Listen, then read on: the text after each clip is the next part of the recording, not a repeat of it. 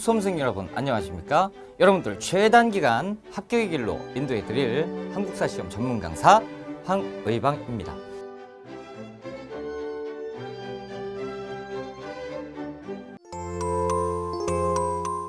자, 1910년대 민족운동인데 국내 단체를 먼저 보자라는 거죠. 독립의군부와 대한광복회는 꼭 전체 다를 기억하셔야 되고, 독립의군부 먼저 볼게요. 1912년 임병찬이 단체를 만듭니다. 고종의 밀명으로 왕정복고, 이름하여 복벽주의라고 부르는 거예요.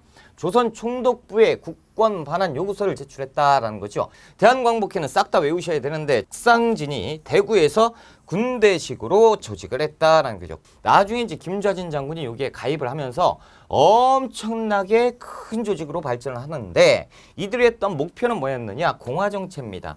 그리고 군자금을 모집하는 것이 이들의 목표였어요. 친일파 처단하고요. 자, 한번 봅시다. 일단 서간도부터 볼게요. 경학사, 이회영, 그리고 이시영, 신흥강습도도 만들지요. 북한도 공부할게요. 중강단이라고 하면 일종의 군대입니다. 그러니까 우리가 군대식으로 조직한 중강단이 있었다라는 거예요. 대종교 계열의 군대가 중강단이었다. 중강단이 확대 개편되는 것이 북로 군정서군이에요. 자, 연해주로 봅니다. 대한광복군 정부가 만들어집니다. 1914년. 다 알아야 돼요. 이상설, 이동희, 이분들이 정통령, 부통령, 이동희, 이렇게 보시면 돼요. 자, 그리고 통합정부가 만들어집니다. 연해주 지역에 1919년에 대한국민의회 정부를 수립합니다. 그래서 대통령은 송병일을 추대를 하고 활동을 했었다라는 거죠. 자, 그리고 이제 미주로 봅시다. 대한인 국민회가 만들어집니다. 안창호, 박용만, 이승만, 이분들이 초창기에 가서 미주에 있는 동포들을 통합을 해요. 하와이에 최초의 군대가 만들어졌다. 대조선 국민군단이에요. 자, 이제 우리가 3.1운동을 공부를 할 겁니다. 자, 국제정세요. 민족자결주의 1918년입니다. 자, 그리고 1918년에 39인이 만주에서 모여서 먼저 1918년에 무호 독립선언을 외칩니다. 자, 그리고 1919년 1월 달에 고종 황제가 갑작스럽게 죽음을 맞이합니다. 승하하게 돼요. 그러면서 독살설이 유포가 됩니다. 자, 외교 활동을 하죠. 파리 강화회의 김규식을 대표로 파견합니다. 1919년 일본에서 있었습니다. 일본 도쿄, 일본 중심 한복판에서 2월 8일 날 독립선언을 외치는 누구예요? 청년들입니다.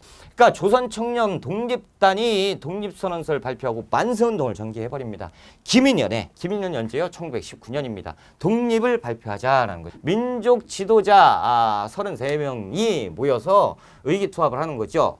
고종의 인산이를 기해서 만세운동을 준비합니다. 그래서 태화관에서 독립선언서를 낭독하고, 이 양반들이 거기서 만세운동하고 어떻게 해요? 종로경찰서에 전화합니다. 그래서 우리가 이런 일을 했으니 잡아가시오.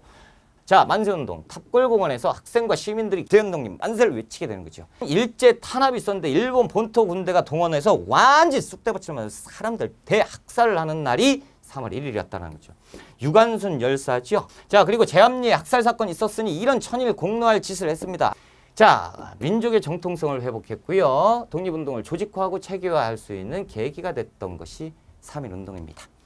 자, 대한민국 임시정부의 수립이 계기가 돼요. 이제부터 뭘로 가냐면 자, 반제국주의 운동, 오사운동, 인도의 운동도 영향을 줬고요. 통치 방식의 변화, 일제 무당 통치 방식이 어떻게 됩니까? 기만적인 문화 통치 방향으로 바뀌어요. 대한민국 임시정부에 대해서 설명을 드릴게요. 임시정부 통합했지요. 대한국민의회, 그리고 한성정부, 대한민국 임시정부가 통합했고요. 최초의 민주공화정이었다라는 거죠. 자, 활동은 어떻게 했습니까? 군자금을 모금합니다. 그래서 연통제와 교통국을 활용을 했는데, 임시정부의 최초 활동하면 연통제와 교통국은 반드시 나와요.